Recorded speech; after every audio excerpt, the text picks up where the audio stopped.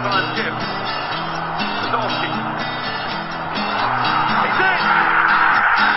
Turned in for the equaliser by Matthew Flamini.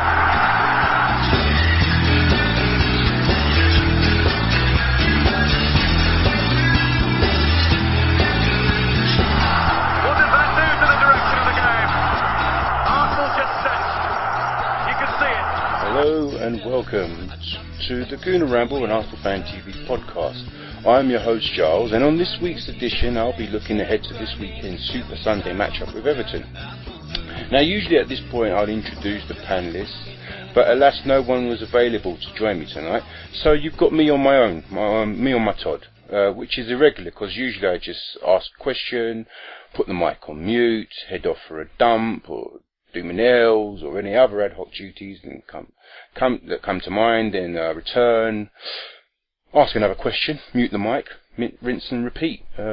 So it's a bit odd today. I suppose, what happens now? I suppose I should talk about Saturday's creditable draw against Man City, and how well we played, and how unfortunate we were, or unlucky we were not to win.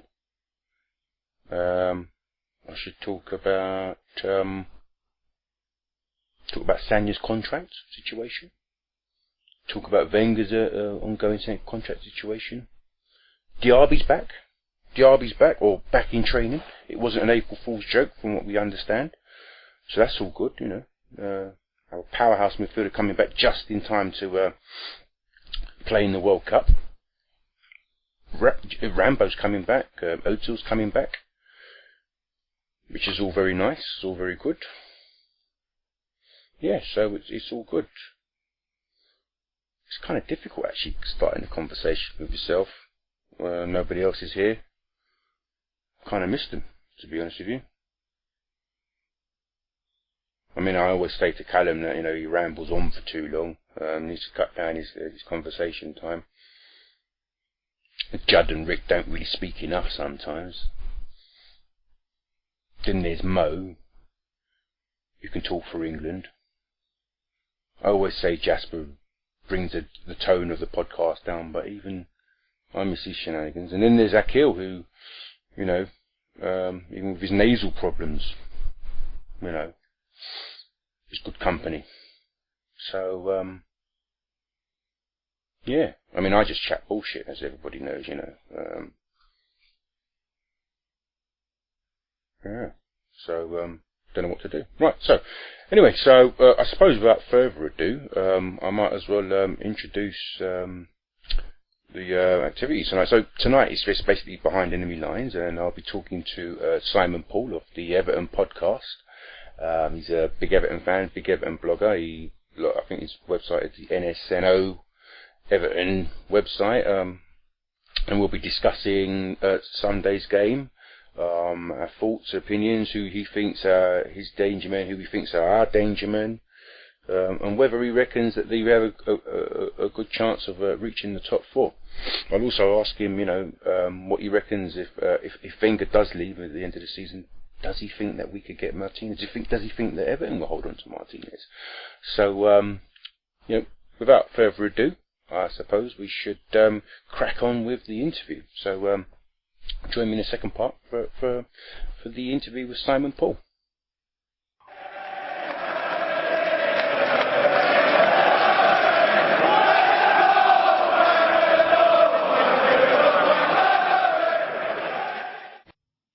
Joining me on tonight's, or to this week's edition of Behind Enemy Lines, I've got Simon Poole from the Everton podcast. Good evening, Simon. How are you doing? How are you doing? I'm good, thanks.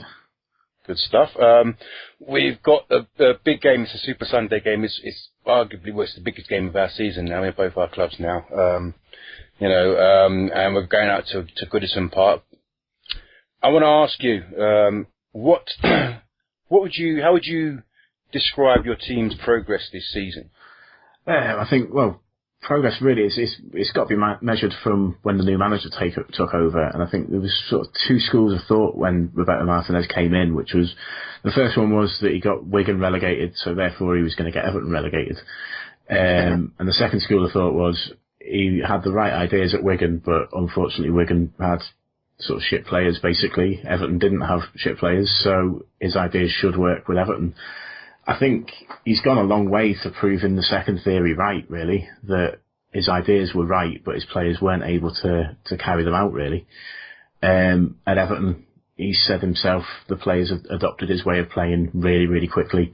We've seen ourselves from the stands that we've changed from often being a long ball team, often wanting to shut down other teams, to wanting to play expansive football all of the time, passing the ball out from the back.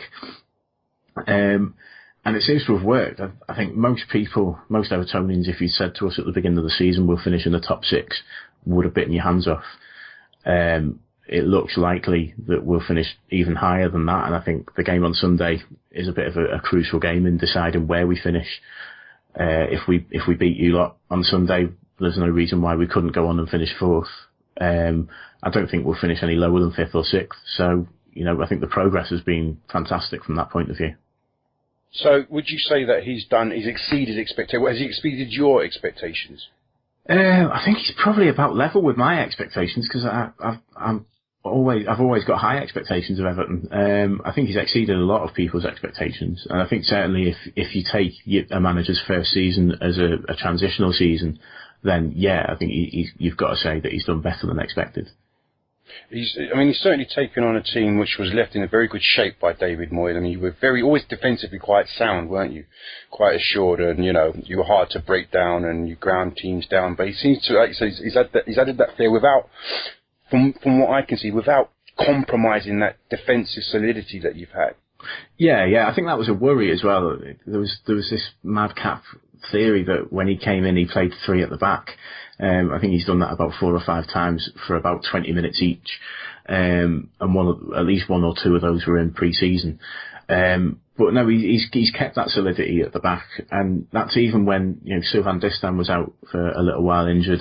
Phil Jagielka's been out for the last 6 weeks injured, and we've brought John Stones in, who Martinez admitted that he wanted to sign when he was at Wigan anyway, when we brought him in from Barnsley.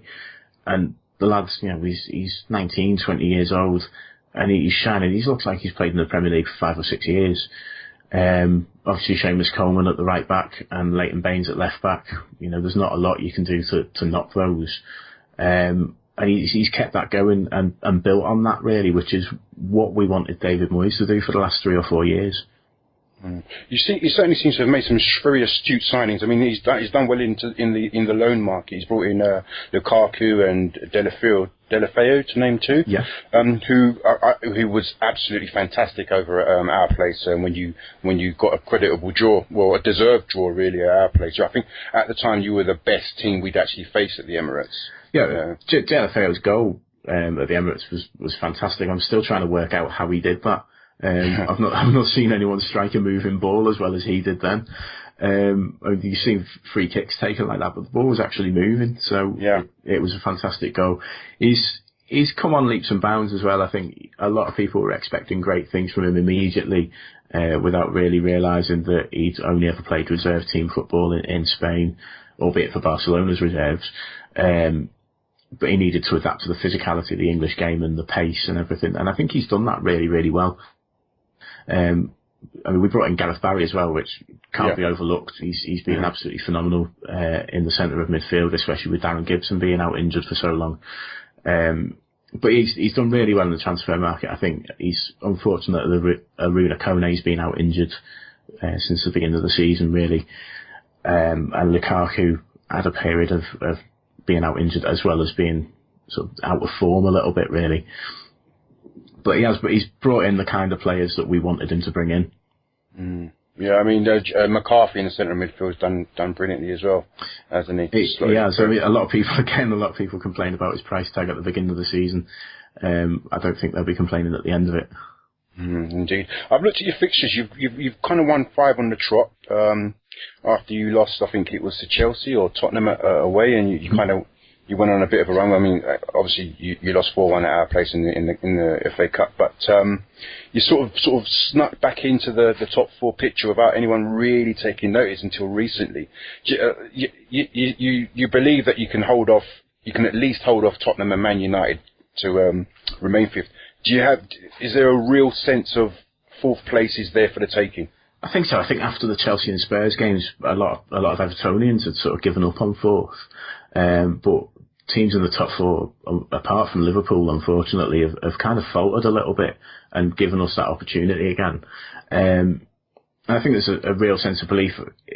Someone said to me today that it depends which Everton team turn up on Sunday, and I think it really, really does. You look at the way we played away against you guys in the beginning of the season.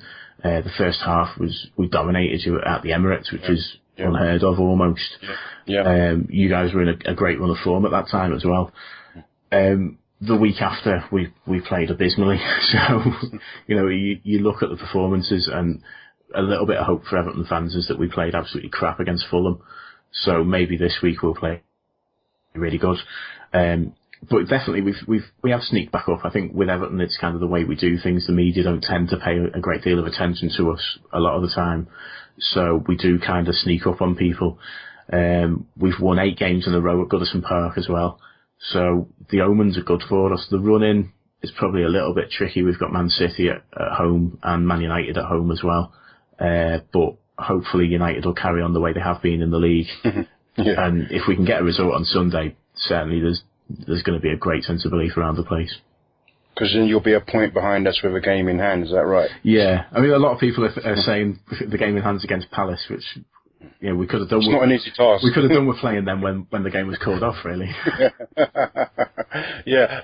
We've got I think we've got a fantastic record over at Goodison, or against Everton generally in the Premier League. So it should make for a really interesting matchup. I mean, and I think also at Everton we haven't lost there for a few years. Unless I'm wrong, I don't think we've lost there for at least the last 3 attempts. I think it was Andy Johnson in the Hailstones a couple of years ago, and that was in April as well. I think it was Grand National weekend as well, actually. So there's a bit of an omen there. I just hope it doesn't hail again. Indeed.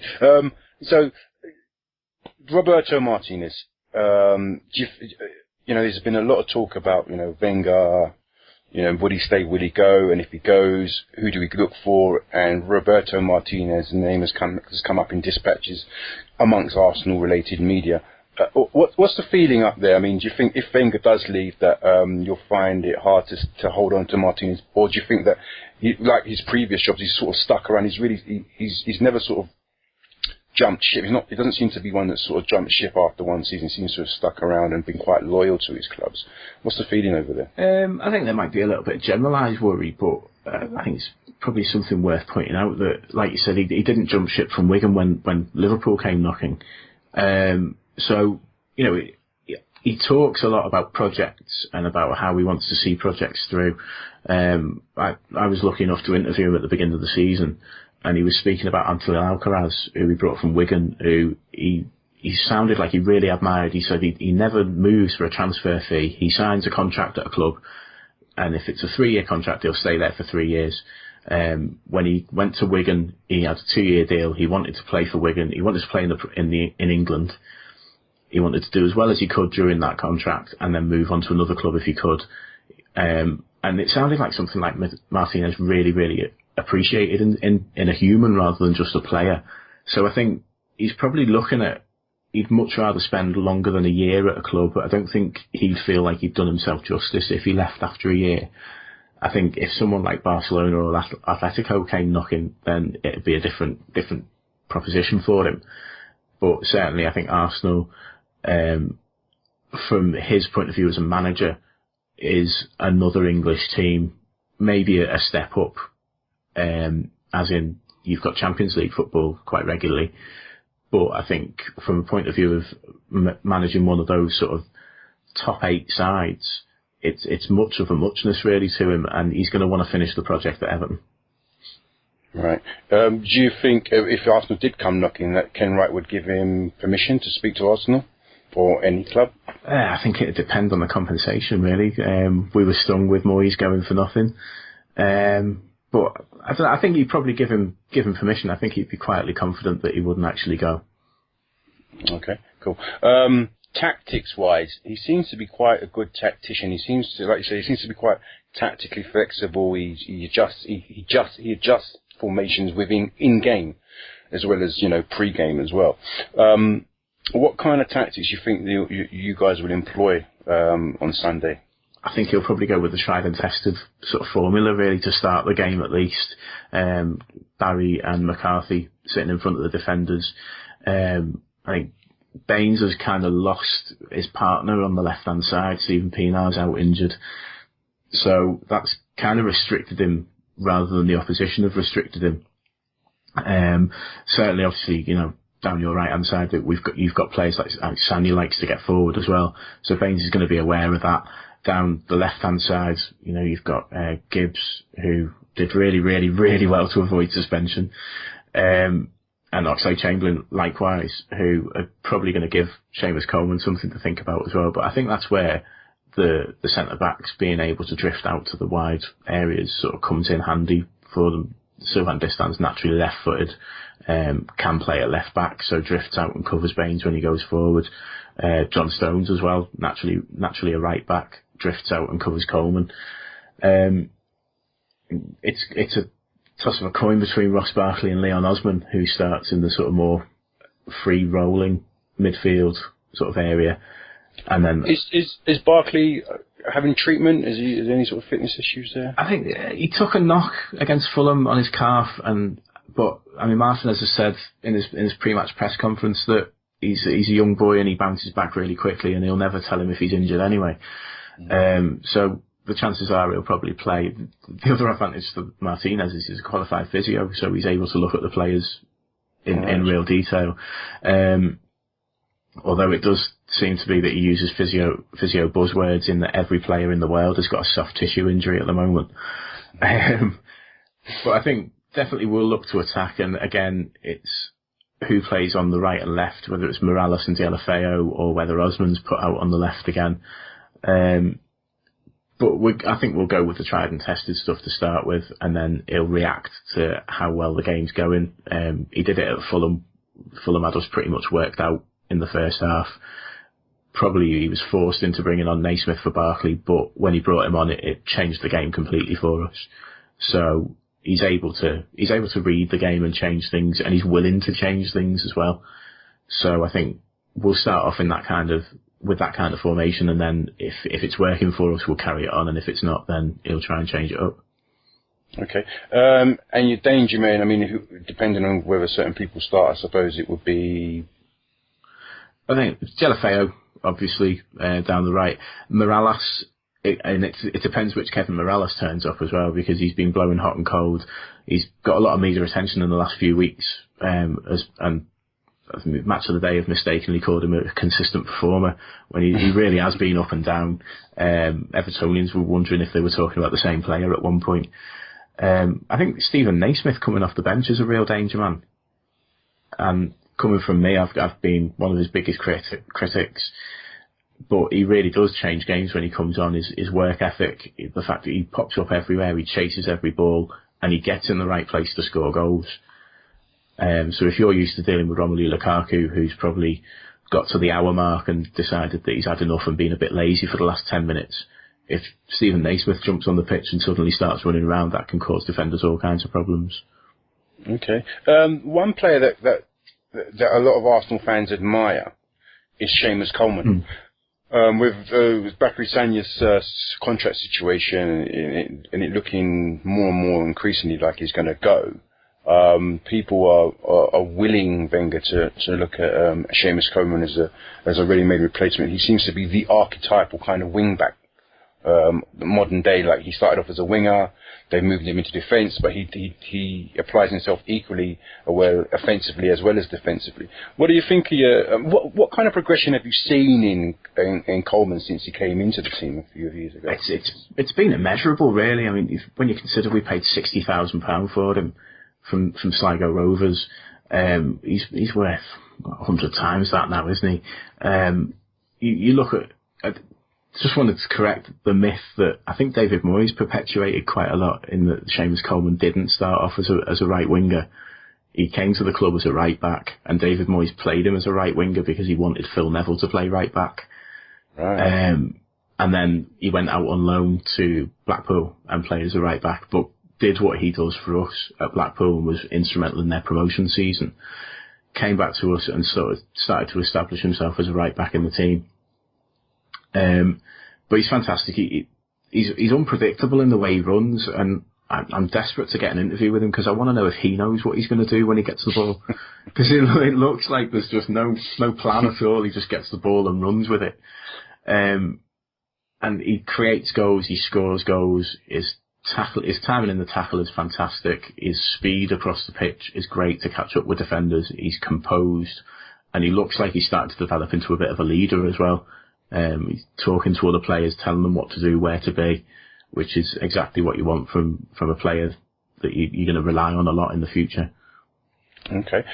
So, do you see him staying? Do you think that clubs will come in for him this summer and poach him? I wouldn't be surprised if Man United might be looking for a right back as well as other clubs.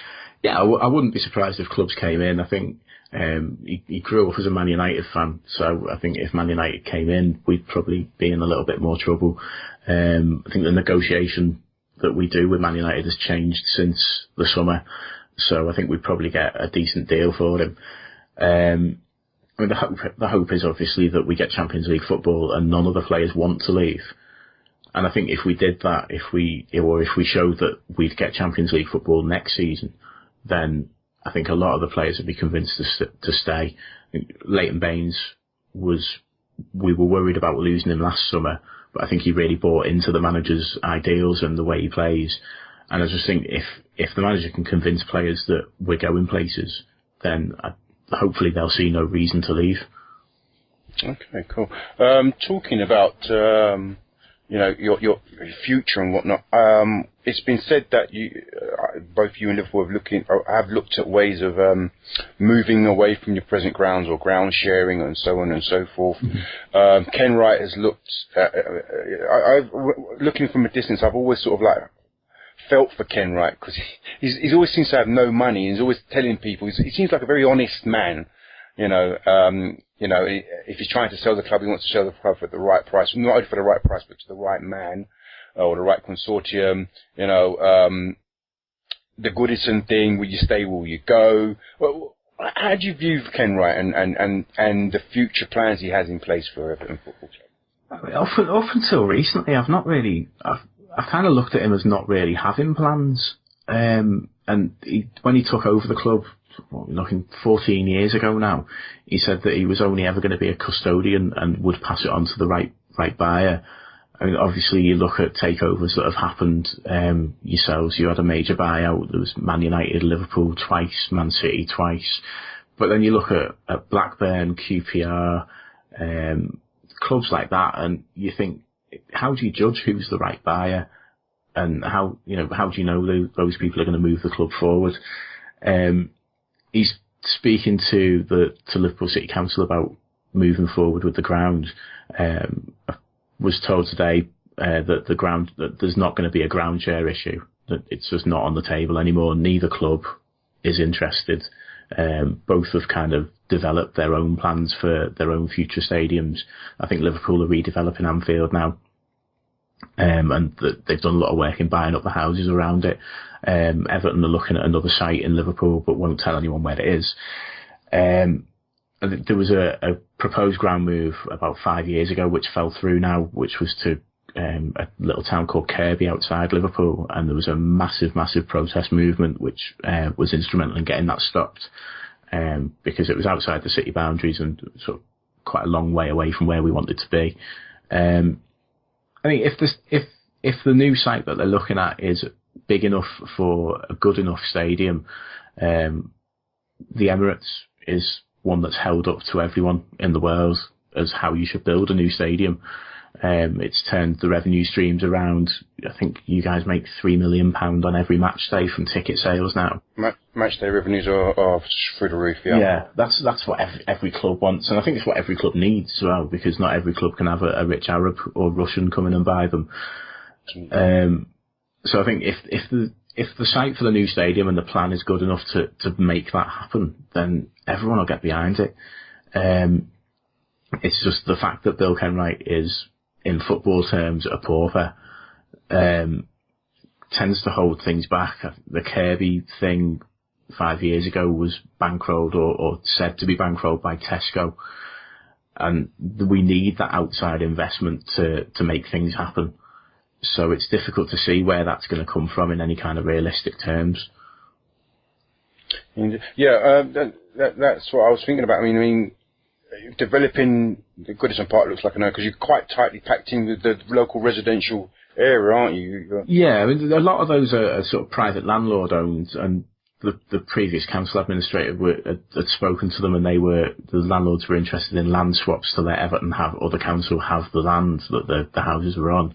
I think the big thing comes from if you redeveloping a stadium, then naming rights is out the window, because everyone's going to call it Goodison Park forever. A retail development to fund things is out of the question, because the space that you use is going to be for the stadium. So the kind of two funding options that Everton have with that are taken out of the agenda then. So would you look towards again? Would you think the fan base would look again towards moving a bit slightly further out of the city? Well, I think it needs to be within the city boundaries, and I think it needs to be sort of a reasonable, almost touching distance to Goodison Park. And kind of stay within our heritage. Spurs are planning to move very, very close to where they are now. Arsenal didn't move a great deal further away from Highbury. So I think to keep in touch with that and to give a bit of respect to that as well, you need to stay where you are, or you're kind of looking towards American football franchises then. Yeah. Move from city to city like MK Dons. Yeah, and no one wants to be MK Dons. Yeah. Exactly. Take heart and soul out of a city, yeah, indeed. So looking at how Arsenal have done things, do you admire the way Arsenal have gone about things, or would you much rather have an Arab or a Russian oligarch come in and you do a Man City or a Chelsea? Personally, I'm not really bothered how we do it, as long as we win something. I think from a long term, if you take the heart out of it and put the brain into gear, then I think the Arsenal way of doing things is much more sustainable. You've got a steady stream of increased revenue there, which no one can take away from you because you own that stadium. I think you've paid it off now as well, haven't you? You've paid off the cost of pretty much, yeah. So that's only going to increase. Whereas the oligarchs at Chelsea or the Arabs at City, they could drop down to us and bugger off at some point, and then that revenue stream is completely gone, apart from the assets that you've got on the pitch, which, if they decide to do one, then they could easily sell and take the cash with them, which leaves the club in exactly the same position as where they started without them. Whereas with the Arsenal situation with the stadium, no matter who's in charge, you're in a much better position than you were at Highbury. So your bottom line is you just want trophy. You want trophy. You'd like to do it the Arsenal with a sustainable way, but whichever way. Yeah, the history books don't show how you won the league as long as you've won it. Mm-hmm. Indeed. Okay. All right. So, what kind of atmosphere should we expect at Goodison Park? Would you reckon it'd be a rip-roaring, grand old atmosphere? I think so. Yeah, there's been a few rallying cries going around from the fans to try and get people there early and make plenty of noise as the team come out. And we always make a lot of noise when the team come out. It tends to be the 30 seconds after that it tends to die off if we're playing the likes of Stoke or Fulham. At home, I think a lot of home atmospheres suffer in the Premier League. I think Goodison's no different to that. Night games are better, which obviously it isn't a night game on Sunday. Goodison Park's better when it's angry. So if we've had a player sent off, or if there's been a penalty given against us or something like that, it tends to get the atmosphere going. I think there's big games in a season where the atmosphere is like that anyway, and I think Sunday is going to be like that. Okay, cool. So let me ask you then, who do you view as Arsenal's danger men? I think Oxlade-Chamberlain, definitely. Jack Wilshere, is he fit for Sunday? No, he's not. He's not back. No. And Giroud, I mean, he gets a lot of stick. He did all right against us in the FA Cup. He pops up in the right place a lot of the time. I think if he could get his form back from the beginning of the season, he'd probably be viewed a lot better by people. Ozil seems to have gone off the boil a little bit, but then now I've said that, he'll turn up on Sunday. Well, he's not back neither. Oh, isn't he? No. I'm not sure which one of us that's better for. And obviously Arteta, a lot of people, I'm going to say, had a soft spot for Arteta before the FA Cup game. I think motioning towards the badge probably didn't do him any favours at all with Everton fans. But he can control. He's got the ability to control the game. He's got the ability to slow it down to a pace that suits him and his team, and ping the ball where he wants it to go. I think if he's allowed to do that on Sunday, then we could be in trouble there. What kind of reception do you think he'll get? Because some people have, some Arsenal fans have, said, "Oh, we should keep him on the bench because of the kind of atmosphere." But he's been a long time in the game. He seems to be a consummate professional. I don't think if there is going to be any sort of abuse from the Everton fans, I don't think it will faze him that much. Do you? I wouldn't have thought so. He's played in Old Firm games. He's played at Celtic Park for Rangers. I'm sure he won't be intimidated. I wouldn't have thought. No, I think, and he never seemed to get intimidated when he played for us against anyone. I don't remember any specific games where there was particular hatred for him, but no, he always seemed to just play his own game. Indeed. Now, one thing that's been coming up quite a lot in our on Twitter and social media when we come up to pre-game is people now always look for the referee. Who's the referee for this weekend's game? And I see it's Martin Atkinson. Do you hold any fears of Martin Atkinson? Do you have any sort of, is there do you think he's got an anti-Everton agenda? Because it's always, whoever officiates an Arsenal match, somebody cooks up a theory that there's an anti-Arsenal agenda. I wonder is it the same amongst the Everton fans? Yeah, I've written a few blogs about him myself, to be honest. Martin Atkinson's not our favourite referee. He was the referee, I think, against United earlier in the season at Old Trafford when we won 1-0. And he didn't send any one of our players off then, so he may be mellowing a little bit. But things that spring to mind for me, was Liverpool a couple of years ago when he sent Jack Rodwell off for having the audacity to tackle Luis Suarez. After about 20 minutes, it just totally ruined the game for everyone.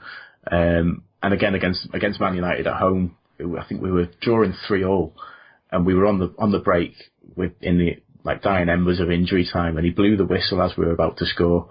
And it was, I'm sure it's on YouTube, but Moyes and Steve Round, his assistant, Steve Round looked like Mini-Me. He was copying every arm movement that Moyes did as he ran onto the pitch. But he's had that kind of nightmarish performance with us, so there is a little bit of a fear factor with Martin Atkinson. He's not the best referee, and he tends to make harsh snap decisions against us. Yeah, I mean, Wenger last season when we were playing Chelsea, he had a few choice words to say about Martin Atkinson. Apparently, he said that Martin Atkinson hates Arsenal. Well, he's gonna have a really horrible day on Sunday because he hates both teams. So it'll be the worst game he's ever refereed. Exactly. So I think we'll be equally aggrieved. 6 penalties each, and we'll be down the final side. Exactly. So everyone should be suitably impressed. So I just wanted to ask before we wrap up, the city of Liverpool. I heard you say on your podcast the other day that Liverpool is actually a blue city. Yeah. Most Liverpudlians support Everton. Yeah. Is that true, or is that just bias? No. There's figures to back it up. There was a figure about what percentage of your fan base lives within a 5-mile radius of your stadium, and Everton came out above Liverpool as far as season ticket holders were concerned. I think you see people walking around on match days with Liverpool shirts on who've never set foot in Anfield. I saw someone about a year ago. We were walking down the street and there was a guy almost in a full kit. It was Liverpool jogging bottoms and a Liverpool shirt. And it was while Liverpool were playing at home. Oh, shame. He's probably going shopping with his wife. Well, I shouted across if he knew what the score was, and he just looked at me blankly. So you don't even know your side's playing and you're wearing that. obviously David Moyes coined the phrase, the people of the city of Liverpool support Everton, the people on the streets of the city of Liverpool support Everton, and that's why he called us the People's Club. Certainly, you'll hear more Scouse accents at Goodison Park than you will at Anfield.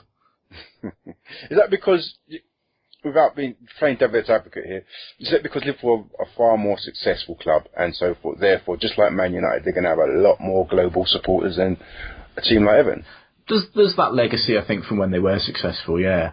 People in the 70s and 80s, when Liverpool were dominating European football, then the only TV coverage you got was once a week, maybe, and it'd be Liverpool that were on TV. So, people from a long way away have grew up supporting Liverpool, and then they've passed that on to their kids as well. If there's no successful local side to support, then that kind of perpetuates itself. I do think they're a bigger global brand than Everton are, but I don't know whether that helps them a great deal on match days or not.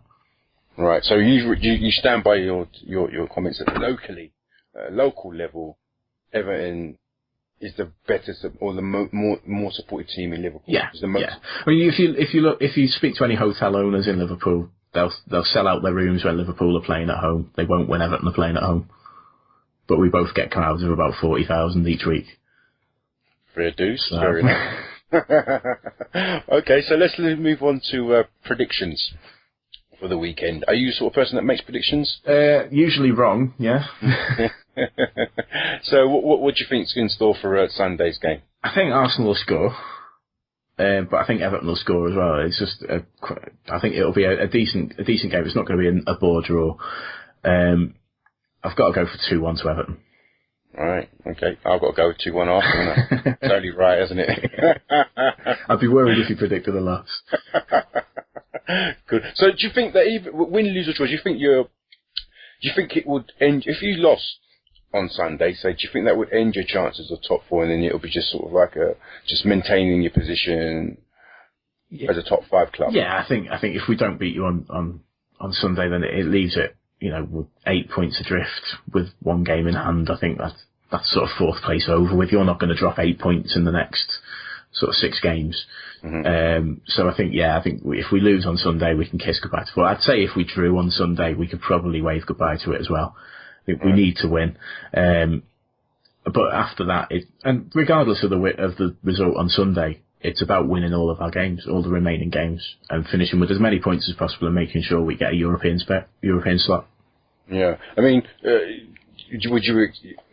considering your sort of your transfer kitty or the money you had available, I'm sure it is a great season or good season for Everton so far. Considering Tottenham spent the equivalent of 110 million, Man United went and bought Fellaini from you guys.